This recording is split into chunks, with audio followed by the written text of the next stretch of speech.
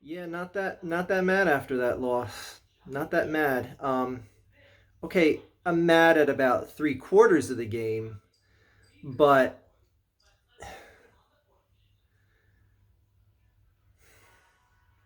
maybe I'm just drinking the delusional Carson Kool-Aid, but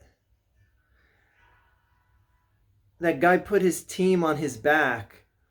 A team of guys going into a fourth quarter where, other than Carson Wentz, the only remaining starter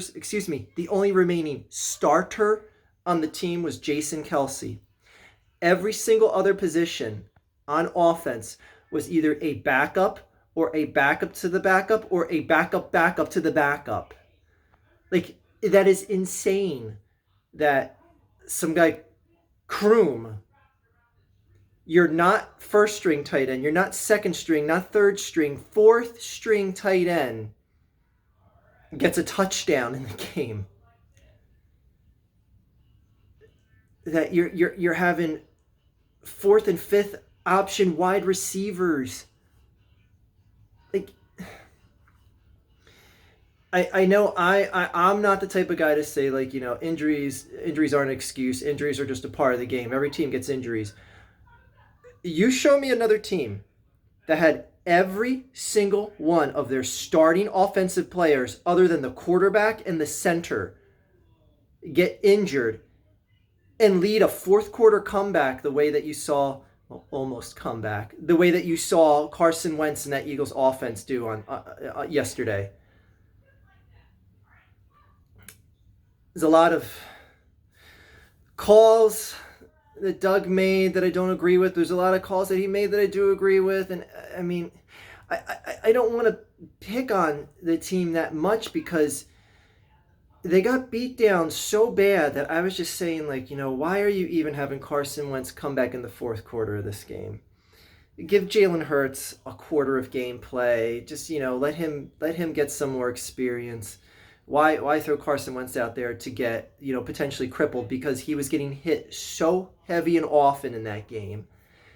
But that right there, when you have doubt in your quarterback, and the team even gave up on the game because, well, the coaching staff, because they went for it on a fourth down in their own territory, didn't get the completion. That's game. They then forced the Eagles. Then forced the Ravens to punt, and all of a sudden, a touchdown, and then another touchdown, and we're going for a 2-point conversion to tie the game. You got two touchdowns after you went for it on fourth down in your own territory with, like, it was like eight-ish minutes left in the game, and they still came back. Just like everything happened in this game to demoralize this team into the ground. You had a first half of the game where your offense was irrelevant. Did they even have a first down? I think they might have had one. No, I think they had zero. Because whatever, they were putrid in the first half. Actually, no, they had a couple first downs. What am I saying? Because they had that drive where they end up going for it on fourth down with like 2 minutes left in their own red zone and don't complete the fourth down conversion, and then get the ball back and then get back into field goal range before the half ends, and then miss the field goal. Like, nothing was going their way in the first half. Nothing. Carson Wentz had a bad fumble in the first half that resulted in a touchdown for the Ravens. So it was just like everything possible to demoralize this team happened. So it's like, how can I be upset that they battled back so ferociously in the fourth quarter against a defense that is a world beater defense? They are strong at every position on defense. Like, Baltimore Ravens are no joke. No joke. And I'm not going to pick on them so much because, honestly, that's for their fans to dissect their team. But honestly, my eyes viewing the Baltimore Ravens, they didn't look like no Super Bowl contender, because that's where the bar is for the Ravens. The bar for the Ravens is a Super Bowl contender. The Eagles, not so much. Okay? So when you go toe-to-toe with a Super Bowl contender and you mount a fourth quarter comeback and rally the way you did, I'm not impressed with the Ravens after what I saw. And I even went on the Ravens Twitter after the game. I wonder what Ravens fans thought about this game. Like let's see what the football IQ is in Baltimore. And a lot of Ravens fans were dumping on this team. They're dumping on this team, saying like, you know what, you bring that game against the Steelers, and you're gonna get your S pushed in. Sorry, the kids in the other room. And I agree. I mean, the Ravens looked very sloppy. 140 yards in penalties. That's just undisciplined. That's undisciplined for a team that is supposed to be at the Super Bowl bar of standard right now. But anyways, that's for Ravens fans to dissect their team, And me saying like, oh, the Ravens didn't look good, that sounds like just salty sour grapes because they beat my team. So anyways, Ravens fans, you dissect your own team and you tell me how you think they're going to do against teams like the Steelers. Anyway, but yeah, I mean, like, I can't be mad. And my confidence in Carson Wentz has only increased from this game. And that's not saying that I think he looked great in the first half, and that helped boost my confidence because it didn't. I mean, obviously he looked like donkey shit for full 3/4 of the game. That's not going to be ignored.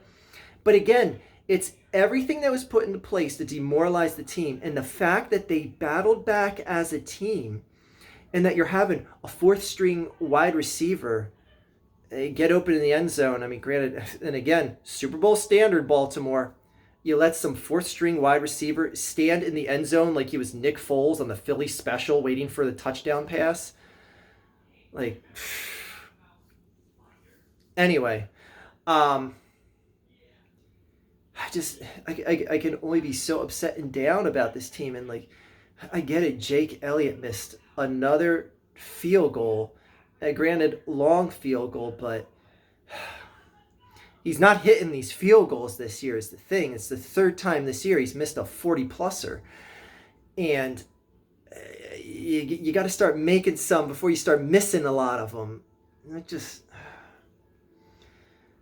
I mean, I've never felt so good after a loss because it shows that my team has heart. They have passion to win. And that Carson Wentz can help lead them to win. I know they didn't win, Archfiend, so he's trying to say Carson Wentz led them to a loss. Big deal. Again, if you watch that game without Carson Wentz hating eyes, and you can't see that they were beat into the ground so bad, that Carson Wentz was hit so many, Calais Campbell was just hip tossing whatever Joe Schmo offensive lineman was in front of him. I saw guys getting tossed left and right. Like, I was like, oh my God, these guys are going to be collecting unemployment soon. But anyway, Calais Campbell got to Carson Wentz so many, 3 sacks, and that's not counting all the other hits he got in on him. But I only want to be so happy because it's a loss. But again, that was a real good defense that was kicking your ass from end to end for 3/4 of the game. And it didn't beat you into the ground.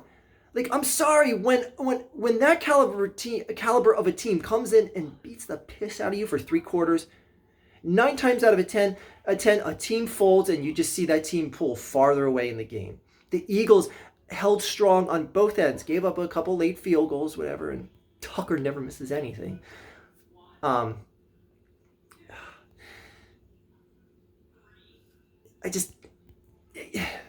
And this is the thing, we have 3 winnable games. We have the Giants, Dallas, and then Giants. And it's like, all of a sudden, we have this.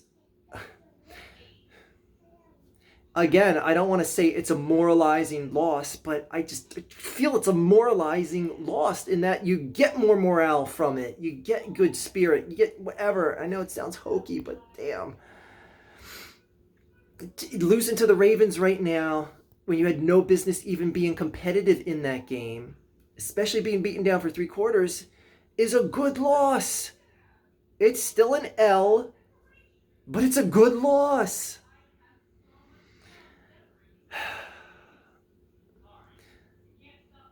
I mean, the Eagles could very well run off 3 wins in a row. But let's not get ahead of ourselves because it's a short week. Eagles play Thursday against the Giants. The Giants that just had a drizzling shit-fest game against the...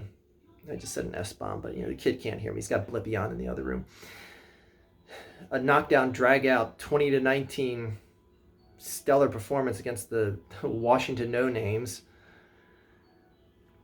The Eagles have to beat this team. And not just beat them. I'm not going to turn on my camera Friday morning and be like, the Eagles won by 3 points. Yes, yes, got the W against the Giants. If you looked that good against the Ravens and what that defense is compared to what that defense is in New York, you better be running off like 3 touchdowns every quarter, not just the fourth quarter like what you saw yesterday with the Ravens. So I'm just going to pump my brakes on how good I'm feeling because I am feeling good after this loss. But let's take it right into the Giants. Just take it right into the Giants, and then we'll take it to Dallas from there. And I think that Dallas game is going to say who wants to win the division most. But again, let's not get ahead of ourselves. And again, to people that don't want to give Carson Wentz and that Eagles offense credit, I mean, how many times have you seen a team come back with only 2 starting players on one side of the ball? Like a 3-touchdown fourth quarter comeback with 2 starting offensive players. Like, just think about that for a second. Think about how sick that is. Every single one of your offensive linemen is either a backup or a backup to a backup. Like, that's crazy, other than the center. Anyways, Eagles, and trust me, there's a lot more negatives to harp on. Like, you could have harped on Doug calling a 2-point conversion early on in the game and going for it on 4th down when you're in the red zone before halftime and stuff like that. And, but, you should be able to get a little quarterback sneak for a yard. But I don't want to harp on the negatives in this game. I don't. And that's not, and again, I'm just saying that because I'm not blind to what the negatives were in this game. Yes, I see all the drop passes. Yes, I see the drop passes on 3rd down, stuff like that were killer in the first half. And the drop passes in the end zone that were killer. And that fumble that was killer from Wentz and Ertz. I tweeted out that I'm done with Ertz, and this was before his injury. This is before he was injured out of the game. Just dropping more balls thrown right at him that couldn't have been thrown any better. Some were thrown poorly, but I said at this point they could trade Ertz for a 68th round pick in the draft, and I wouldn't care. I'd be like, all right, whatever, bye. But again, I don't want to harp on the negative in this game. Take it into New York, win and win big. That is all.